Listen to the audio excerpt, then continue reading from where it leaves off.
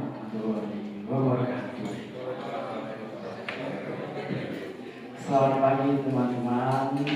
Kali ini merupakan sesi terakhir ya untuk hari ini dan juga sesi terakhir kita diajar oleh Bapak Aris ya, dan bertemu lagi pada setelah UTS pertama 10.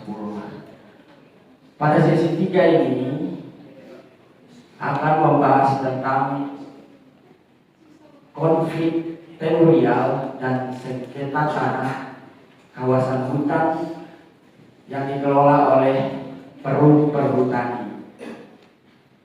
Baik, saya Wahyu Renaldi Putra sebagai moderator kali ini, dan untuk penyaji kita tak kalah menarik dari sesi-sesi sebelumnya yang sudah jauh-jauh dari Lampung, yaitu Pak Sosial. Dipersilakan.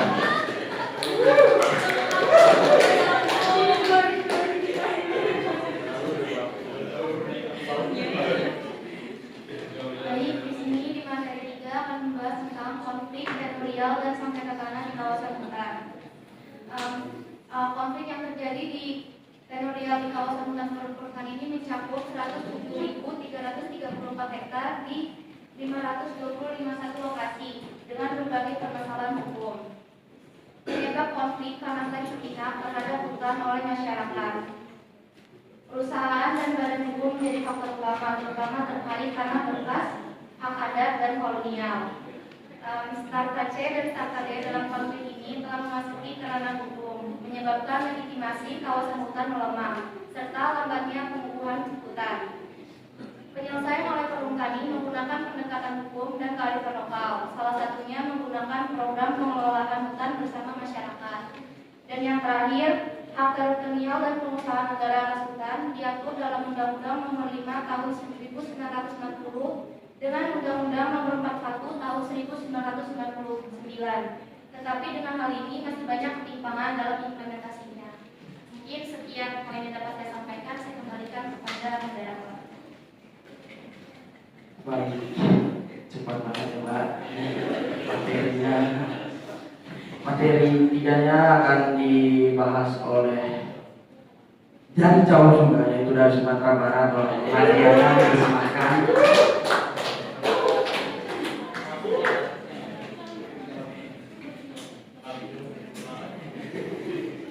Terima kasih kepada moderator untuk kesempatannya. Dari 5 poin itu, saya dan Mas David sudah bekerja sama.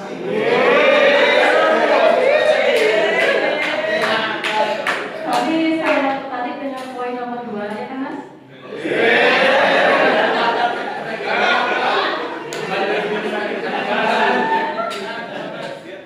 Oh, ternyata kita beda ya Mas.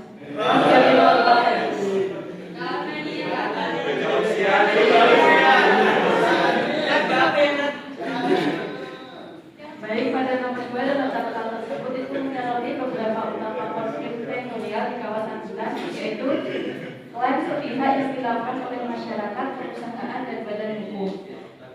Konflik ini semakin dipicu oleh ketidakjelasan status kepemilikan tanah, terutama tanah yang bekas hak adat. Akibatnya, masyarakat yang telah lama bergantung pada hutan untuk kehidupan mereka seringkali dianggap sebagai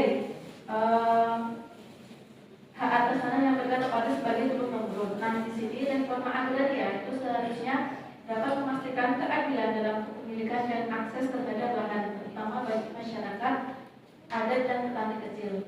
Namun implementasinya reforma agraria itu memiliki banyak tantangan, apalagi dalam sektor kehutanan yang menghadapi berbagai kendala. Salah satunya lemahnya pengukuhan kawasan hutan dan tumpang tindih kepemilikan. Banyak kawasan hutan yang belum memiliki batas yang jelas sehingga memicu perselisihan antara masyarakat dan pemegang konsesi besar seperti perusahaan. Di sisi lain, pemerintah seringkali berpihak kepada kepentingan besar perusahaan dibanding dengan masyarakat lokal. Jika reforma agraria ini ingin berhasil, pemerintah itu harus memperbaiki sistem administrasi pertanahan dan mempercepat legalisasi hak masyarakat atas adat tanah mereka. Kemudian, program serta perhutanan sosial bisa menjadi salah satu sosial dan memberikan masyarakat hak kelola hutan secara legal dan berkelanjutan. Dalam hal ini, penyelesaian konflik oleh reforma agraria terhadap konflik teritorial di kawasan hutan harus dilakukan melalui pendekatan yang adil dan inklusif. RA di sini tidak hanya tentang redistribusi tanah, tetapi juga pengakuan hak-hak masyarakat adat serta petani kecil yang telah lama mengelola hutan. Pemerintah perlu membuka ruang dialog yang lebih luas agar konflik bisa diselesaikan tanpa mengorbankan masyarakat kecil. Tanpa adanya kebijakan dan berpihak pada keadilan sosial dan berkelanjutan, konflik teritorial akan terus terjadi dan memperburuk keseimbangan agraria di Indonesia. Demikian komentar saya pada poin 2 kali ini, bahwa reforma agraria itu akan berhasil dengan adanya keseimbangan antara pemerintah dengan kebijakan-kebijakan yang mengarah ke petani kecil. Saya kembalikan kepada moderator. Baik, terima kasih atas komentar yang keren banget ya Mbak Diana. Silakan kepada penyaji untuk menanggapi. Terima kasih tanggapannya Kak Diana. Memang benar masalah konflik di kawasan hutan itu bukan masalah baru. Sejak zaman penjajahan Belanda aja udah ada konfliknya. Konflik dan ini kan memang rumit, kayak banyak banget faktornya. Mulai dari tanah timbul, okupasi, sampai tanah bekas padat dan kolonial. Dan banyak banget orang yang gak jelas sama status kepemilikan tanahnya. Kayak di urut-urutannya aja kan ada 107.334 hektar tanah yang bermasalah. Dan benar reforma agraria emang bisa jadi solusi, tapi kan gak gampang juga, masih banyak kendala. Kayak batas hutan yang gak jelas dan pemerintah yang kadang lebih memihak ke perusahaan. Konflik agraria di kawasan hutan ini gak cuma bisa diselesaikan dengan badan hukum aja. Perlu dengan reforma agraria yang lebih inklusif, biar agar masyarakat adat itu dapat diakui hak-haknya dan juga dengan mempertimbangkan keseimbangan untuk kepentingan negara dan juga perusahaan. Dan banyak banget kasus konflik yang dipicu oleh ketidakjelasan status kepemilikan tanah. Dan menurut saya masyarakat perlu adanya transparansi untuk ngasih informasi yang jelas kepada masyarakat, biar masyarakat itu merasa adil dan juga merasa dibedakan oleh pemerintah. Dan menurut saya juga pemerintah harus ngasih perhatian yang lebih ke masyarakat yang mereka udah lama tinggal di hutan, karena mereka lebih paham tentang ekosistem hutan dan mereka juga lebih bisa mengetahui bagaimana cara mengelola hutan secara berkelanjutan. Mungkin itu yang dapat saya sampaikan. Saya kembalikan kepada moderator. Oke, terima kasih.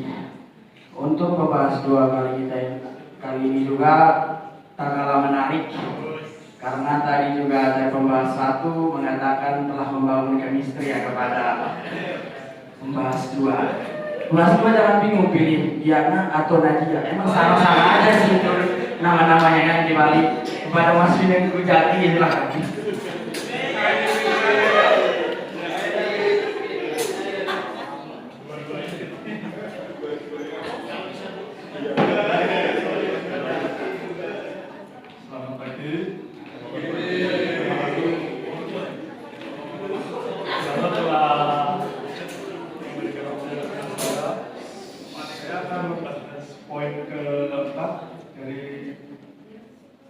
Poin-poin yang telah dibahas oleh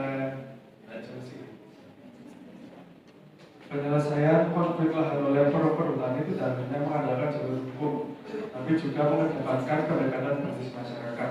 Sebagai pengelola hutan negara, perhutani berpegang pada ideologi seperti Undang-Undang Pokok Agraria tahun 1960 dan juga Undang-Undang Kehutanan tahun 1999 yang menetapkan bahwa hutan dikuasai oleh negara dan tidak dapat diperjualbelikan. Dalam praktiknya, penyelesaian konflik dilakukan melalui adjudikasi, mediasi, dan arbitrase. Namun, proses ini seringkali berjalan lambat dan memicu ketegangan dengan masyarakat yang tidak merasa hak mereka terabaikan. Oleh karena itu, diperlukan strategi yang lebih inklusif yang tidak hanya memberikan kepastian hukum, tetapi juga memberikan masyarakat sekitar hutan, memberdayakan masyarakat sekitar hutan.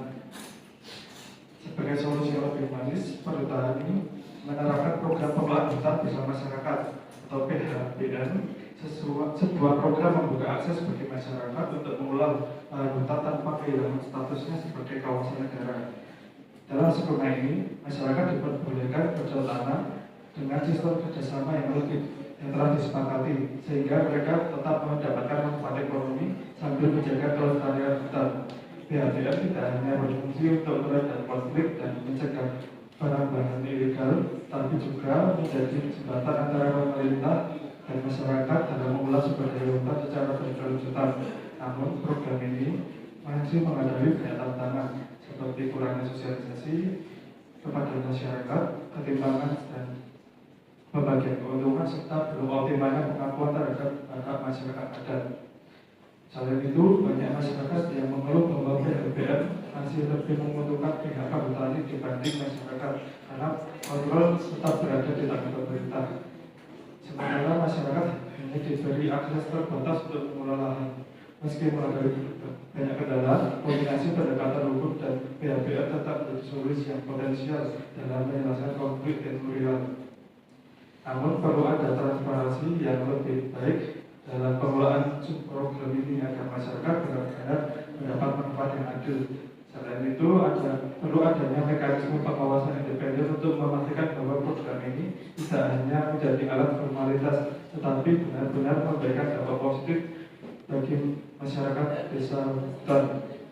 Penyelesaian konflik agraria bukan sekedar soal hukum dan regulasi, tetapi juga keadilan sosial bagi masyarakat yang menggantungkan hidupnya pada lahan hutan. Jika tidak ada perbaikan dalam implementasi dan pengawasan PHBM, maka program ini beresiko menjadi solusi sementara yang hanya menguntungkan pihak tertentu tanpa menyelesaikan akar masalah konflik teritorial. Sekian yang saya sampaikan. Terima kasih. Terima kasih Mas Bobi atas komentarnya. Silakan untuk penyaji untuk merespon atas tanggapan. Terima kasih untuk Mas David atas komentar yang diberikan. Opini yang telah disampaikan sebelumnya menurut saya memang benar. Pendekatan berbasis masyarakat seperti yang telah diterapkan oleh PHBM atau pengelolaan hutan bersama masyarakat itu menjadi langkah yang tepat untuk mencapai solusi yang lebih adil dan berkelanjutan. Tetapi implementasinya tetap saja terjadi masih belum sesuai dengan kenyataan ataupun yang diharapkan. Dari yang bisa dilihat daripada data yang ada di materi tersebut, yaitu dari 107.334 hektar tanah yang teridentifikasi bermasalah, di dalam 5.251 lokasi itu ada strata A dan strata B yang belum masuk ranah hukum, sedangkan strata C dan D yang mengarah ke masalah legal. Hal ini menunjukkan konflik yang dihadapi oleh petani. Sebelumnya petani itu sudah mencoba menyelesaikan konflik dengan melibatkan masyarakat melalui program PHBM. Tetapi masyarakat mengelola hutan agar masyarakat bisa mengelola hutan tanpa kehilangan statusnya sebagai kawasan negara. Tapi program PHBM ini masih menghadapi beberapa tantangan seperti sosialisasinya, pembagian hasil, dan pengakuan hak masyarakat adat, khususnya di atas tanah hak wilayah mereka. Upaya untuk tantangan ini, perhutani itu perlu meningkatkan transparansi kerjasama, melibatkan masyarakat secara aktif dalam proses pengambilan keputusan, dan melakukan evaluasi secara berkala. Soalnya masyarakat kan hanya diberi akses terbatas untuk mengelola lahan. Selain itu, penting juga untuk mempertimbangkan peran masyarakat adat dalam pengelolaan hutan. Masyarakat adat memiliki pengetahuan dan pengalaman turun-temurun dalam menjaga kelestarian hutan, dan mereka akan dapat menjadi mitra strategis dalam untuk menyelesaikan konflik teritorial itu. Mungkin sekian yang dapat saya sampaikan. Baik, itu dia sesi terakhir pada hari ini. Bila ada yang salah atau kurang, kami mohon maaf. Saya kembalikan kepada Pak Aris. Assalamualaikum warahmatullahi wabarakatuh.